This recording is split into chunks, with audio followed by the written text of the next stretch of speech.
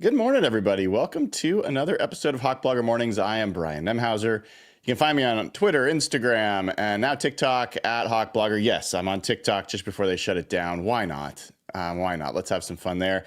Give us a follow. And it is a special Monday, as it always is. We get Robert Mays of The Athletic, presented by Pagliacci Pizza.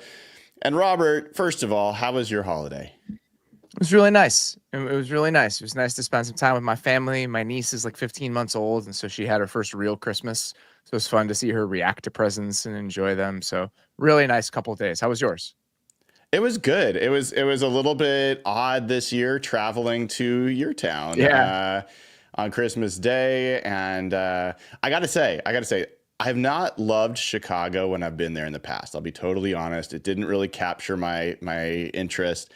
But this time, I had all day Thursday and before the game, and I walked probably 7 miles around your city. I ate at multiple places, and I loved it, man. I really, really loved your city.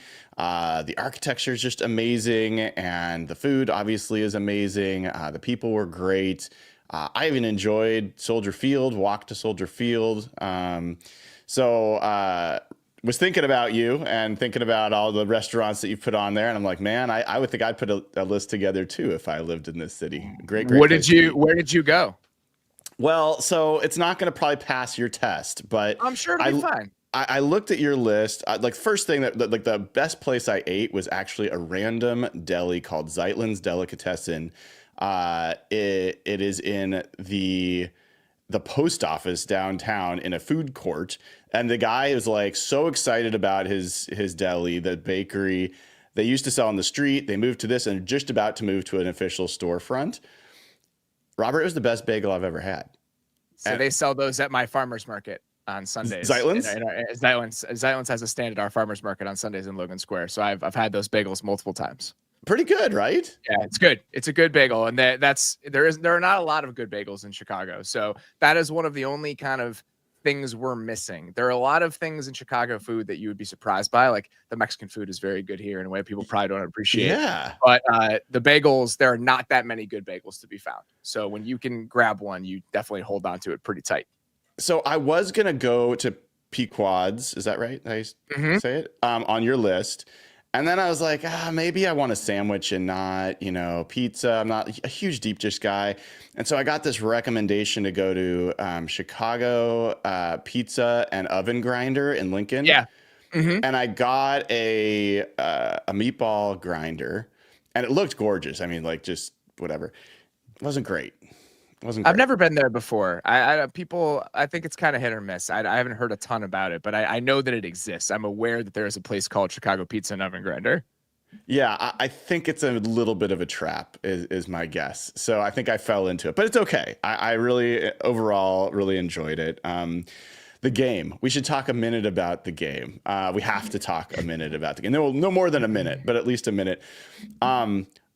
Robert, I just want to say on behalf of all football fans, I'm so sorry that you've had to watch that team play a lot of this year. My God, the offense was high school. Like, what was going on with all the just screen passes, spamming screen passes, everything horizontal? Caleb Williams could do more than that, can't he? They had no shot. And this is what's happened against teams that even have mildly good defensive coaching and talent. I mean, again, I didn't go to that game. I was planning on originally potentially going to it earlier in the season, and I didn't go to it because I knew that the potential for humiliation against a defense like that, not only talent-wise, but in terms of the way that they play and the pass rush plan and the protection plan that you have to have. I said it on our shows, like he's going to get sacked 7 times and they're going to score 3 points. And that's exactly what happened. Yes. And so I'm very glad that I did not go to that game, but it's not the least bit surprising. So I'm ready for this to be over. And I think that's kind of the long and the short of it, is that can you get somebody in there to give you some decent offensive architecture and just see what he looks like in better circumstances? And until that happens, there's not really a lot to say. Yeah, many Seahawks fans were furious about that game, embarrassed by that game, and understandably, given scoring 6 points against a not very good football team. I I have to admit my reaction was a little different. That like I just saw the Rams and 49ers a couple weeks earlier in a rain affected game go without Thursday a touchdown. night game in the rain. Thursday night, late in the season, holiday week. I'm like, you get out of there with a win. Who cares? I don't think you can make much of a true assessment about a team based on that. But the fact of the matter is, the way things fell, Seahawks were not nearly good enough to make the playoffs this year. Not good enough to win the division.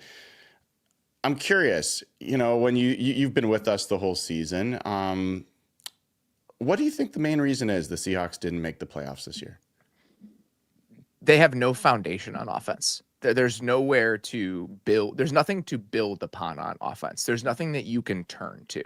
And if you look at the teams that made the playoffs in the NFC, even the teams that we didn't think would be good offensively, you look at what they're trying to accomplish, the plan behind it, it all makes sense. Like I'm thinking about a team like Washington, for example, and even a team like the Bucks, who's probably going to squeak in. Think about what their offense feels like compared to what Seattle's offense feels like. You have these teams. I think those are both really good examples. You have two teams that hired offensive coordinators this offseason, and they have top 10 offenses. The Bucks and Washington do, and the Seahawks are on the entire opposite end of the spectrum. So just the inability to figure out who you want it to be, why you want it to be that, and have the right personnel to build upon, I think those are the things I would come back to. When you look at the Seahawks compared to last year, obviously we've had plenty of conversations about Shane Waldron, and you've experienced him firsthand now in Chicago as well. People look back and say, well, that was pretty much a top 10 offense last year with a lot of the same personnel. Is it as simple as the play caller? Is it the talent? Like, do you think that the pieces are there, or do you think that the coaching is the issue? I think it's probably a combination of the two. I feel like they probably made the wrong choice in how they wanted to build the offense, but when you're dealing with their personnel up front, there's only so much you can do. I mean, looking at the numbers last week, I said this on NFL Network, Geno has faced more quick pressures per next-gen stats than any other quarterback in the NFL. And sometimes pressure stats are elevated just because you're holding onto the ball a little bit too long, but not when they're quick pressures. He has the highest quick pressure rate of like any full-time starter in the NFL this year. There's only so much you can do when those are the circumstances you're dealing with in pass protection, and you cannot run the ball and kind of refuse to run the ball. So what do you think the biggest reason is for the drop in efficiency this year compared to last year? Anything that jumps out to you? Because they obviously had a bad offensive line last year as well. I wish I could put a finger on it. And I think that there were just some of the 50-50 balls and some of the tight window throws that maybe were going their way last year were not going their way this year. And I also think that the ways that they leaned on play action on early downs last year was a huge part of what made the offense successful down to down.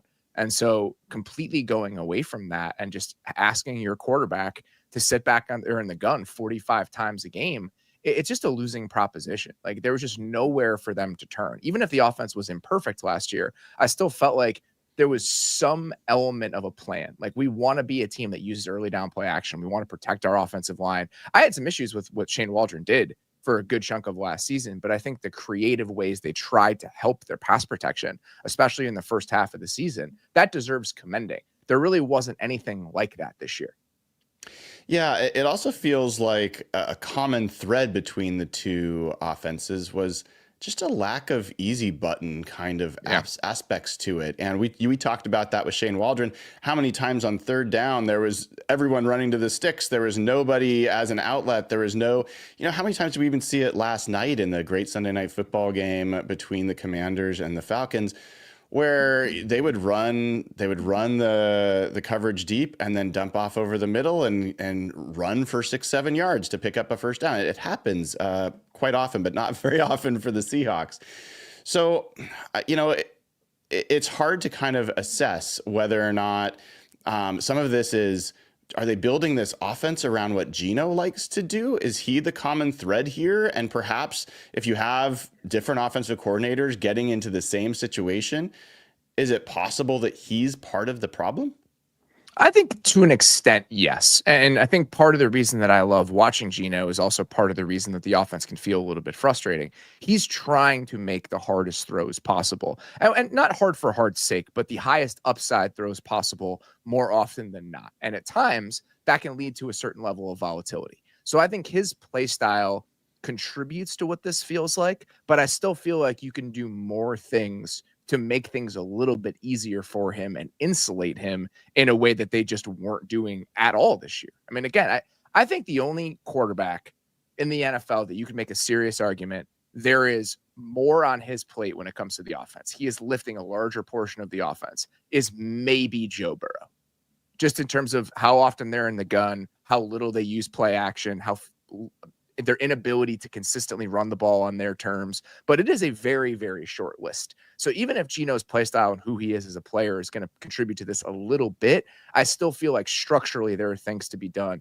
to make things easier on him that they just weren't doing. Yeah, it does feel like I was struck watching Burrow this weekend and then Sam Darnold, who's, again, having a fantastic season. One of the key differences seems to be either the structure of the offense that allows for quick dump and easy passes off of pressure, or the willingness, or both. And, you know, there's a number of times Darnold's like almost in the grasp and then throws out to the flat to TJ Hawkinson for 6 yards. And those plays seem very absent for the Seahawks. And it's hard to know for sure if it's the coordinator not providing those opportunities or Geno not taking advantage. But as we kind of look at the bigger picture here, and we'll obviously have a little bit post the regular season to talk about this, but John Schneider and the Seahawks ownership made a decision saying that they were underachieving last year. And that was why they were moving on from Pete Carroll, that they felt like there was more to get out of this roster than what they had. A year later, they will finish with either the same number of wins or maybe one more. I have some asterisks on that we can talk about. But how do you feel about whether this team underachieve, overachieve, achieve exactly what it should have based off its talent level? What's your assessment? I would say it's probably in line with what you might expect. I mean, it's a team that, I mean, they didn't add a ton of pieces this offseason. I feel like they had to shed a couple pieces. It was kind of just a transitional year in more ways than one. You're moving to a new coaching staff. I think this is a classic story that we see with defensive-minded head coaches. The Seahawks defense this year was good. I mean, by the time everything clicked into place, this was like a borderline top 10 defense. And especially if you look at the second half of the year, they're absolutely trending in that direction. The problem is they didn't get the offense right. And this can happen. I am a Chicago Bears fan. I have watched the Chicago Bears for 35 years. The Lovie Smith teams were consistently very, very good on defense. And he cycled through like 5 offensive coordinators in 10 years. Like, this is always the question when you hire a defensive minded head coach is, are you going to be able to get the offense right? And so I think if you're trying to get the most out of the defensive talent and you're trying to figure out that side of the ball, which Pete Carroll struggled to do over the last 3 or 4 years, you know, they were grasping at different things in terms of their identity, and they were trying new things that were a little bit more in line with the defensive meta around the league. And it always felt like they were cosplaying schematically. Like they were trying to do things that were outside of what their nature was. And it always felt that way. I think if you watch what the Seahawks defense has been in the second half of the year, this is a group who knows what it wants to be and get the most out of the talent on that side of the ball. The issue is they didn't get that right on offense. You pick an offensive coordinator that, you know, you have no real relationship with. You do it because of other relationships you have. He's a guy that I understand the bet based on what he did in college. I loved watching those offenses, but I think the cohesion behind the plan on that side of the ball never really came together. And you have to ask some pretty tough questions about what you're going to do this offseason because of that. So I think it's interesting. You talk about it being a transitional year. I mean, they made the decision to take some of Jamal Adams and Quandre Diggs, you know, dead cap hits this year. It did feel like they were like, okay, we're going to bite the bullet this year. This is going to be a transitional year. I don't feel like most Seahawks fans or media are talking about it that way. And we're really kind of money. Yeah, they didn't, right? They re-signed Leonard Williams and George and Noah Fant. Those are like the things they did with their money, and then signed Rayshon Jenkins and some stopgap linebackers. Like, this was not an aggressive offseason in Seattle. So then how do you look at the job of John Schneider? Let's start there, because we've talked, I think, the least about him. What grade would you give him? Because we're going to talk about grades a little bit, and they're obviously sliding scales, but what grade would you give John Schneider on this first season post Pete Carroll? Probably like a C+. I think that's probably where I would land. They deserve credit for how proactive they were in trying to tweak some of the personnel on defense. Like going out and making the Ernest Jones trade and understanding you needed to do something like that. I think they deserve a lot of credit for that because it really did, I think, unlock what they wanted to be on that side of the ball. But I just come back to almost like a dereliction of duty on the interior of the offensive line.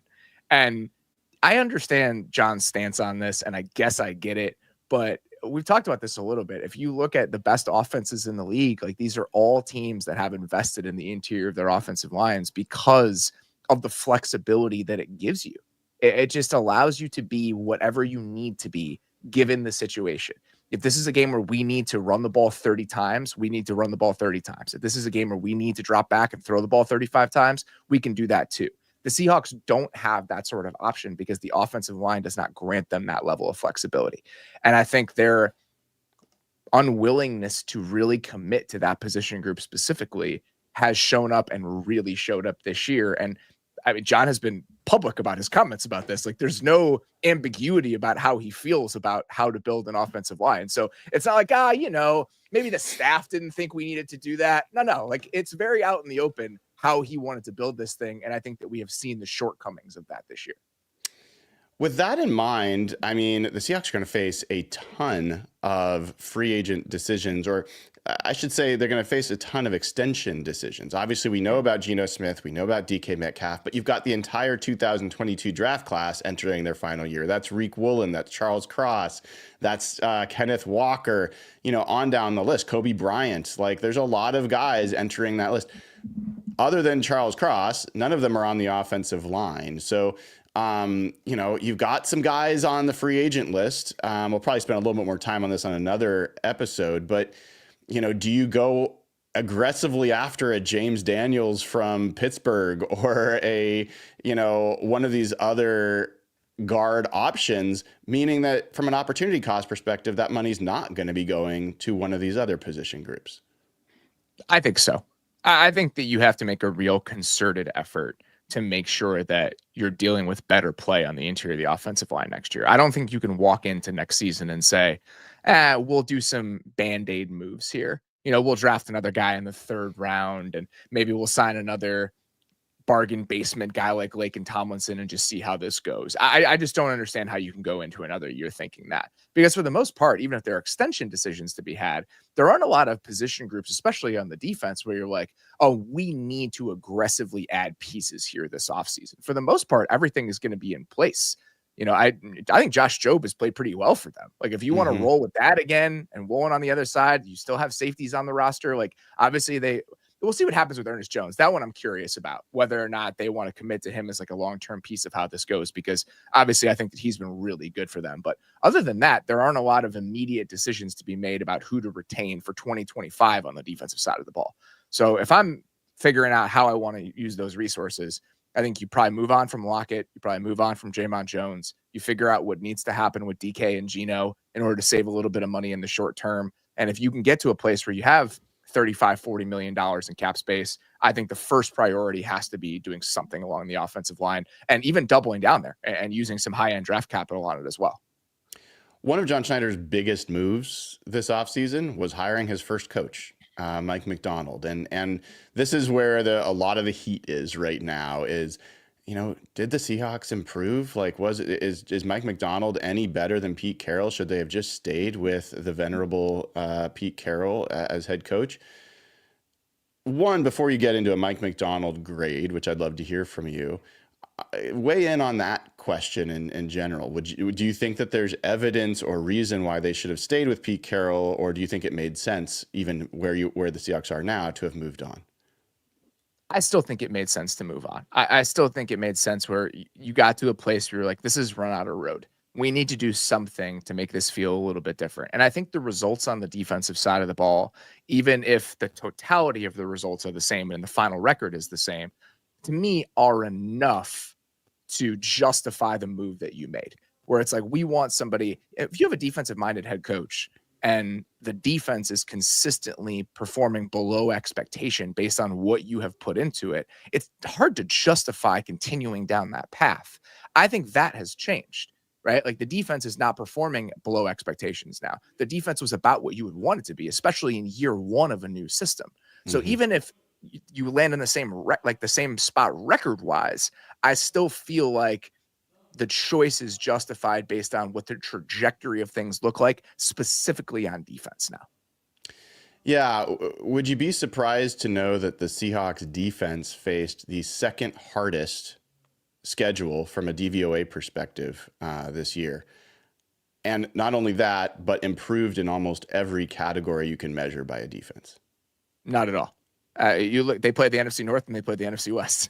Like those are really good offenses. Like even if the Cardinals and the Rams and the Niners are all record wise, it didn't end up the way that you wanted to. All of them, if you look at advanced metrics, are like top 12 offenses this year. They played the NFC North. The three teams in the NFC North that are not the Chicago Bears all have like top 12 offenses this year. So I'm actually curious about that. So looking at offensive DVOA right now, they played Buffalo, right?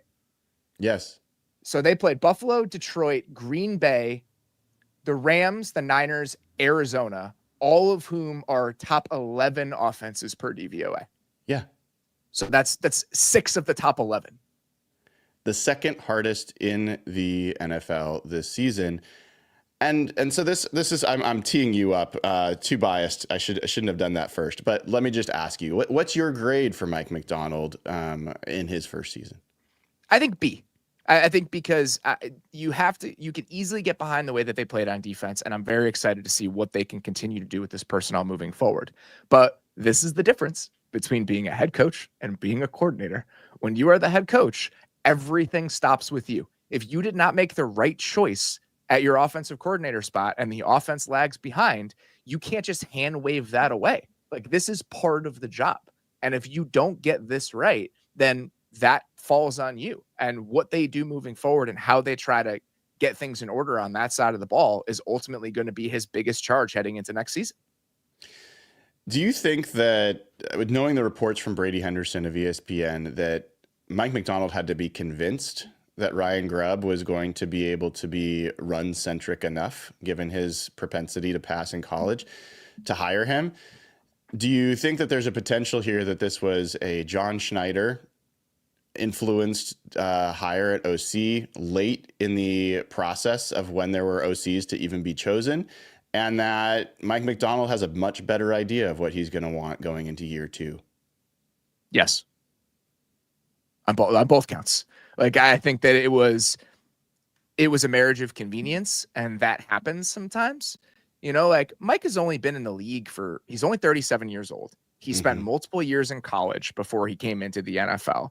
I don't think he probably has the deepest well of guys he can just pick from. I mean, think about, they hired a defensive coordinator he had never met before the interview process. Like the way that they put this staff together, I think that ultimately they landed in a pretty good spot, but it was a little different than you typically see with first-year head coaches. So I think being on the job for a year, and I think Mike has respect for offenses that make it really hard on him. And if you look at the offenses that make it really hard on him, I think the Rams are like the perfect example. Like the Rams' ability to have an offense that is all tied together, where there are no tendency tells. It's really, really difficult to understand what they're going to do based on formations, motions, etc. There's a cohesion to the plan that really good teams have on offense. That didn't really exist with the Seahawks. Like one of the reasons they're not using play action is because their run game is completely divorced to the way that they want to throw the ball. So just finding someone from a system where I feel like, all right, I can tie this stuff together just a little bit more to make it harder on the defenses that we're having to play. I would expect that whoever they bring in to be their offensive coordinator, assuming they move on, is going to be a guy that has the correct marriage between the run and the pass.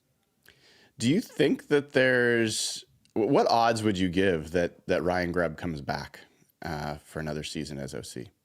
I'd be surprised. I guess that's what I would say. Typically, because when you see teams that underperform or there's a disappointment, one of the reasons that people stick with those guys is shared history, loyalty, etc. There isn't any of that, right? And I think that firing a guy after 1 year is tough, but at the same time, like you have to look out for the well-being of your franchise.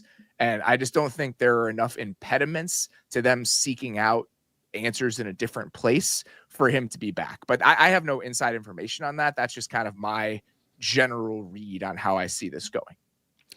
So beyond offensive line, what are some other areas that, as you kind of assess the Seahawks, you'd look at and you'd say, they need to really dip back into the well there as well, prioritize this position to help get them to break out of this mediocre middle they're stuck in?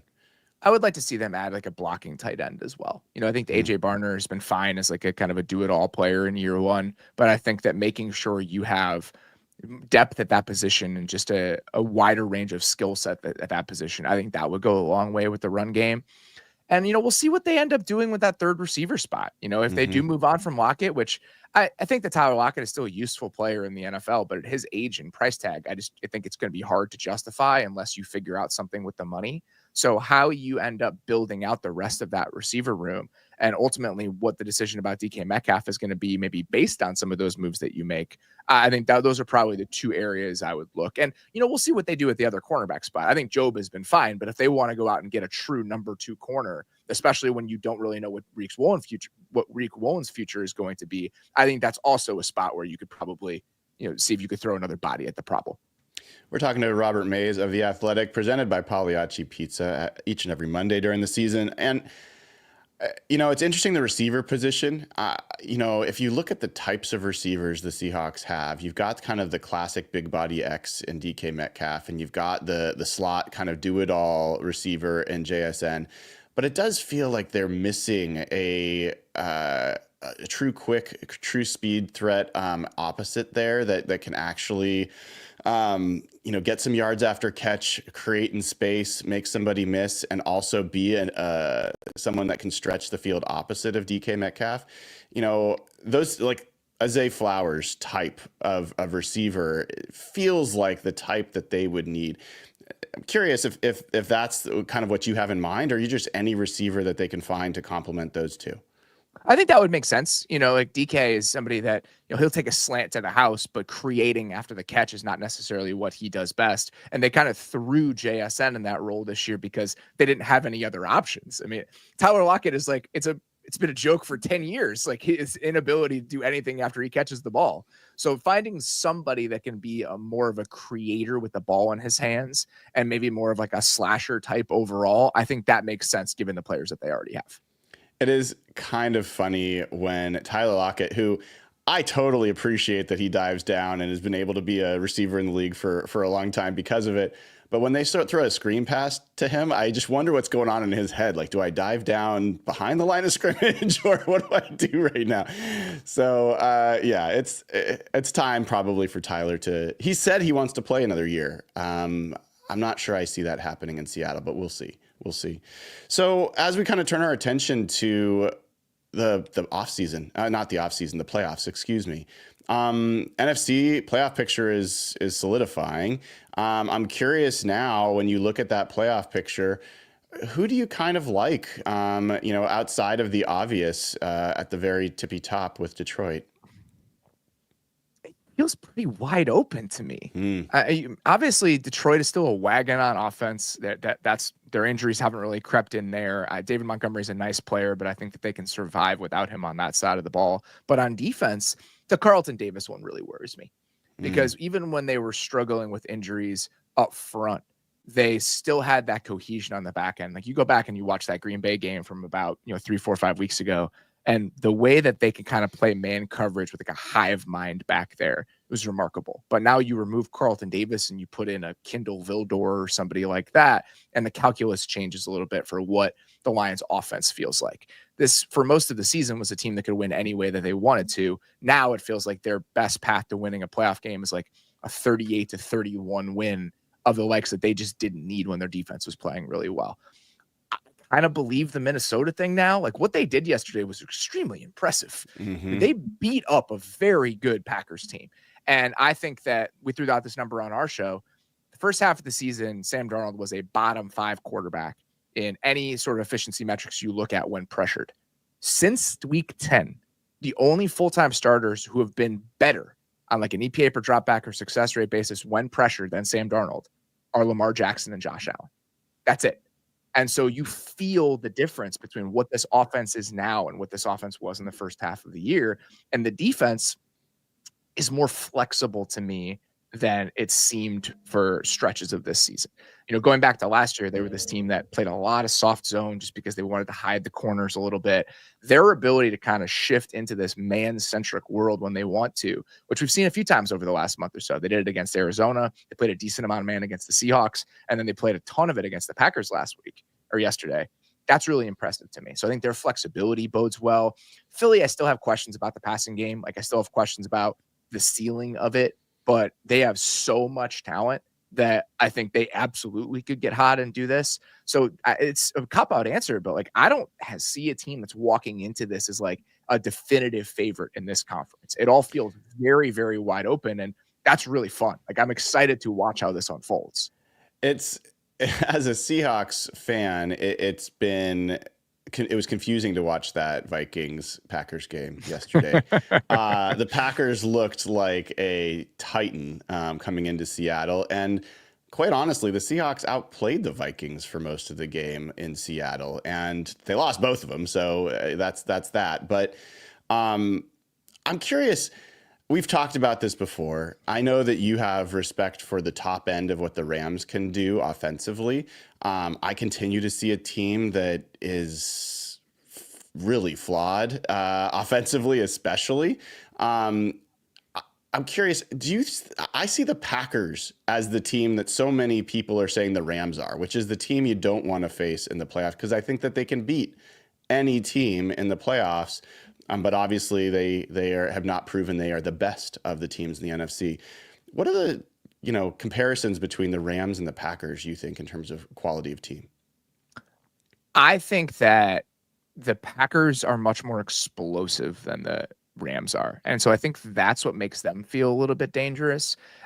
You're right. I mean, the Rams offense has been extremely frustrating. I mean, from drive to drive, it seems to vacillate in what you can expect from them. It all feels very fragile on that side of the ball. And I think part of that is just some real volatility with the way that Matthew Stafford is playing.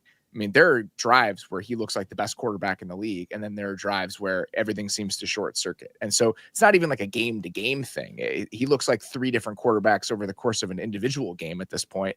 And I can't remember a team that you feel the absence of a single offensive lineman in the way that you do with the Rams.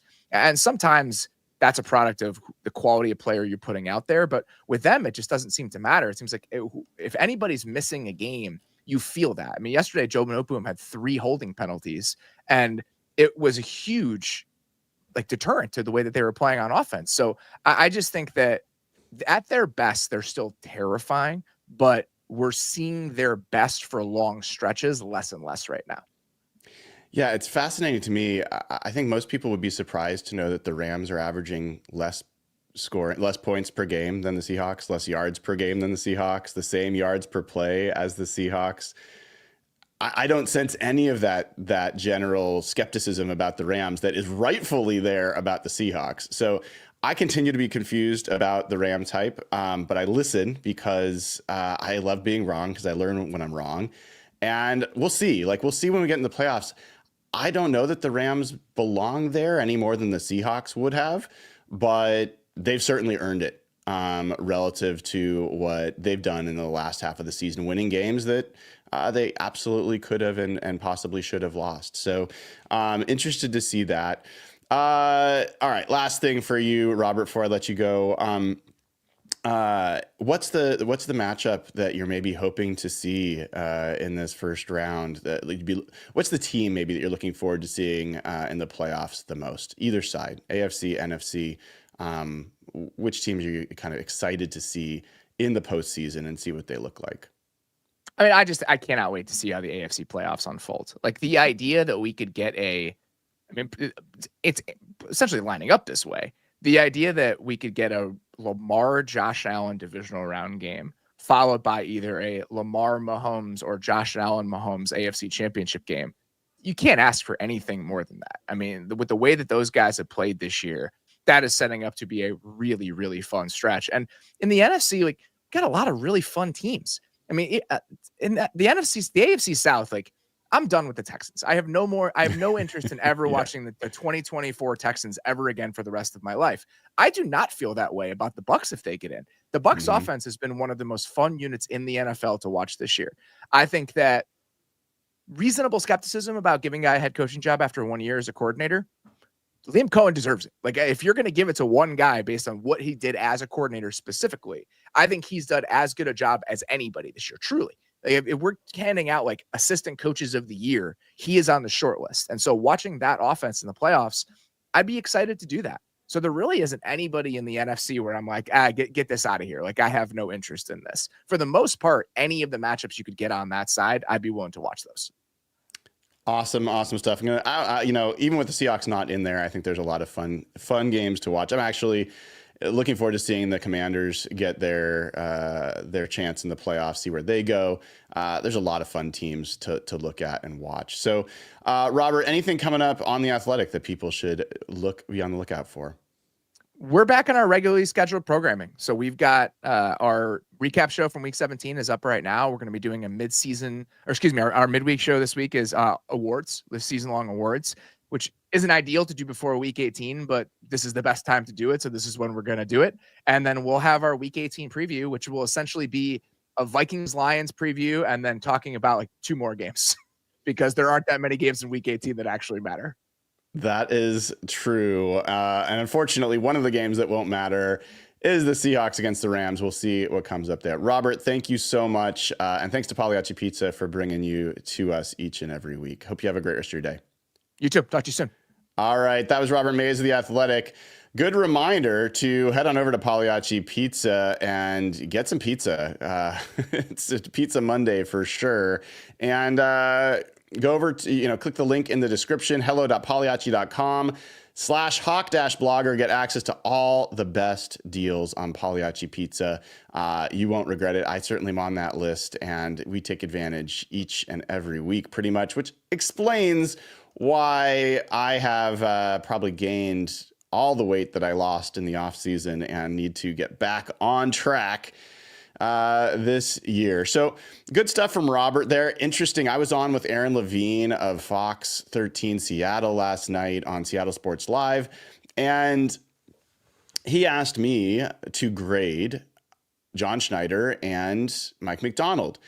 I gave John Schneider a B- C+. And I gave Mike Macdonald a B. Robert Mays gave John Schneider a C+ and gave Mike Macdonald a B.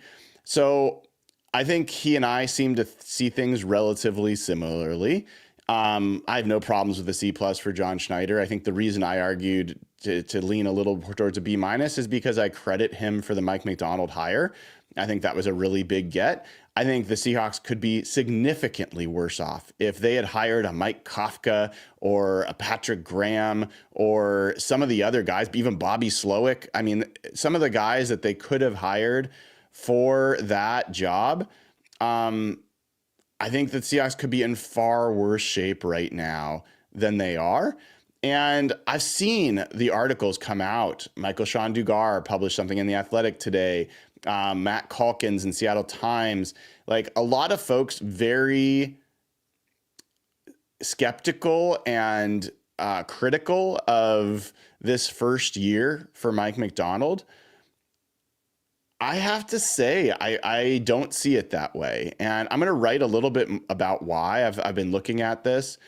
I shared one little nugget that from my research in this conversation with Robert, that this was the second hardest schedule for a defense to face this season in the entire NFL. And Mike Macdonald produced a top 10 defense against that schedule in his first season, with a stretch of games where the defense was absolutely atrocious, one of the worst in the NFL, and they had to make over the personnel during the season and work in rookies and work in new players. I think it was a master's class in defensive coaching. And show me where on any side of the ball you could say that about the Seahawks the last 4, 5, 6 years. Like, that just wasn't the case. And so I also, I'll point out for everyone that's criticizing, well, yeah, but the Seahawks got fat and happy on, Jacoby Brissett and a rookie Bo Nix and, a Skylar Thompson early and, all those things. Just say this. I think people have a very short-term memory and forget facing PJ Walker and Andy Dalton and Ryan Tannehill and Josh Dobbs last year, and so on and so forth. There was a lot of really bad quarterbacks that the Seahawks faced last year. And I'd also point out the Seahawks needed 6 game-winning drives in the fourth quarter to beat teams like the PJ Walker Browns, like the Ryan Tannehill Titans, like the Joshua Dobbs Arizona Cardinals. So I very much think there's some harsh grading going on. Keep in mind, I'm not giving Mike Macdonald an A. I give him a B. There's a lot of unforced errors this year, a lot of detail-oriented stuff that was not right. I think that he did not really assert himself on offense from the beginning, and I think he's been playing catch-up in that regard. I would bet if you got him in a private corner and asked him his biggest learning from this season, it was that he cannot cede that much control of the offense to another coach, or have that little of strong perspective on what the philosophy should be. I think that's going to be a big difference for this offseason. And I think he knows what he wants to change, but we'll find out about that. So you're going to be seeing a lot of really negative things about the Seahawks, about Mike Macdonald, about John Schneider, about Ryan Grubb, about Geno Smith, about DK Metcalf. That's just to be expected at this time of the season.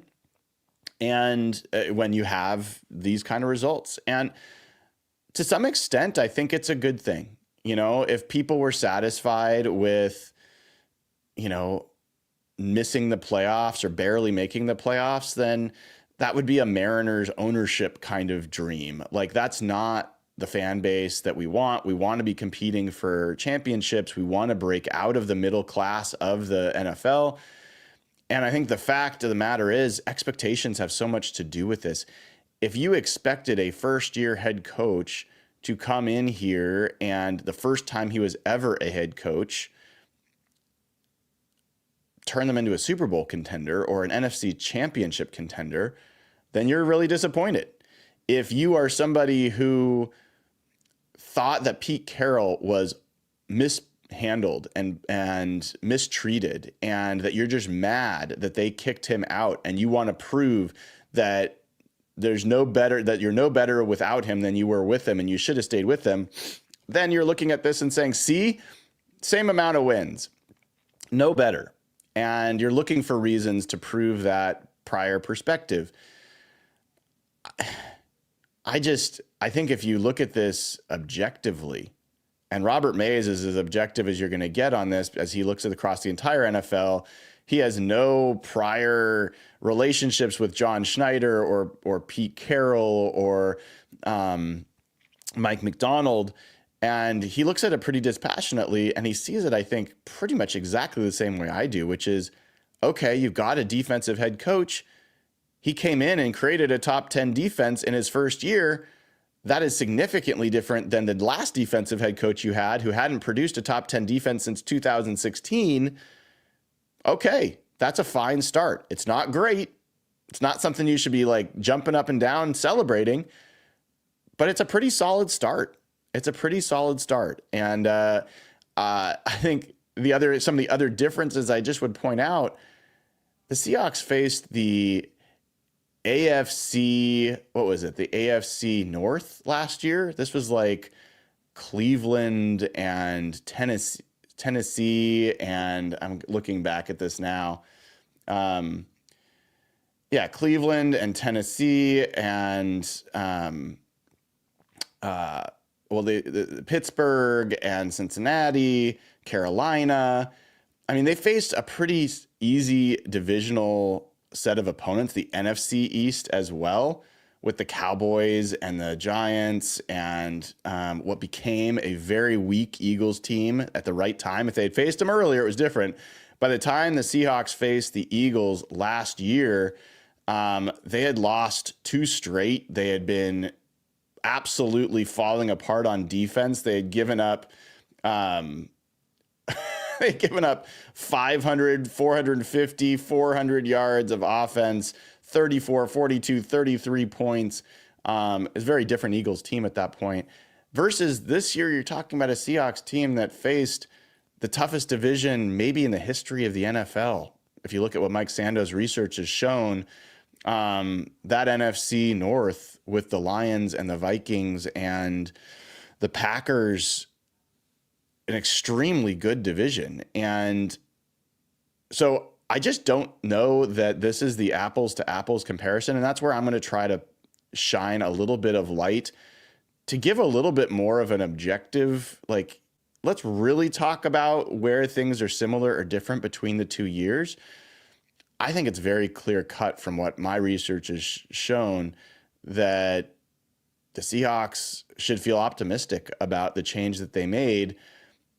Personally, I would much rather be in a situation where you've got one side of the ball that you feel is solid and building and young, and another side of the ball that you now have to address specific positions. It doesn't mean that this team is like a 2 away from being a Super Bowl contender, but there's a pretty clear path to where this team can make a jump into the conference contention next year. I don't think that's a stretch at all. So we'll talk about that when I write the article, get into that a little bit more. But appreciate everyone. If you haven't already given the show a like and click subscribe, please do. I'd greatly appreciate it. I'm so bummed. Mike Macdonald is doing his press conference later today. I have so many questions for him. I am not going to be able to make it. I've got some other commitments I cannot change, but we'll try to get to the VMAC later this week to talk to Mike Macdonald and some of the other folks and ask some questions. Until then, please make sure you give me a follow on all the places, especially TikTok.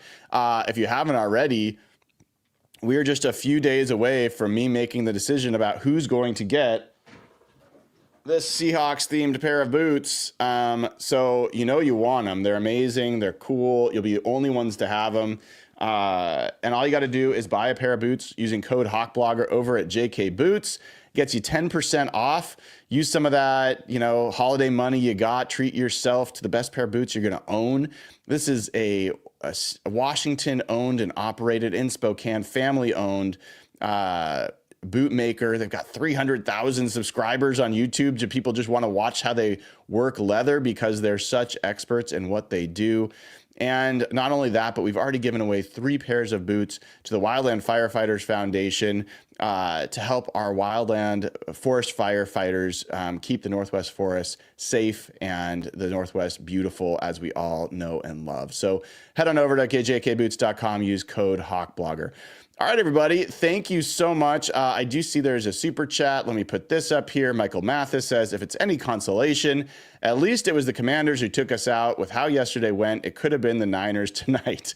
Could be worse. Yeah, understand. And yes, it was a rough set of circumstances, but the Seahawks are where the Seahawks should be. I don't think anybody should argue anything else. This is not a team that deserved to be in the playoffs. They had multiple opportunities to get there.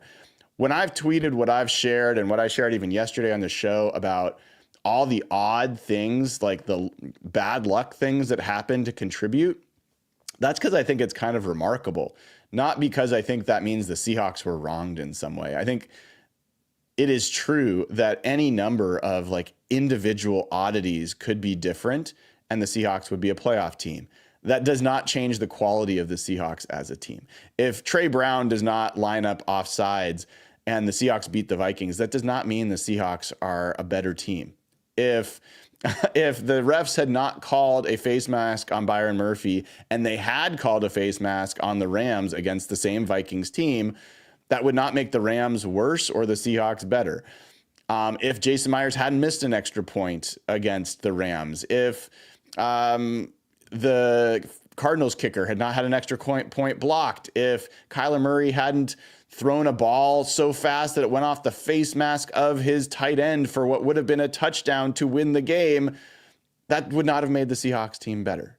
All I'm pointing out in all those situations is there's been a lot of bad juju things that have happened to the Seahawks, bad snaps, safeties, multiple safeties in a game. It's just been a weird year. It's been a weird year. So you take it, you move on, and we get into the off season. And as I said yesterday, gonna have a fun off season. I'm going to go to the Senior Bowl for the first time. I will be doing scouting on the players there. I'll hopefully get a chance to mingle with some of the GMs and front office people and scouts and agents, make some connections there. So appreciate folks just jumping on now. Patreon.com/hawkblogger. Become a member. Get all the access for all the things that are going to happen this offseason, because it's going to be, this is it. This is a very critical offseason for the Seahawks. There's going to be no more excuses about whether or not they are ready to take that next step. And we'll find out. So appreciate all of you. Until next time, I am Brian Nemhauser. This has been episode 281 of Hawk Blogger Mornings. We will see you all tomorrow.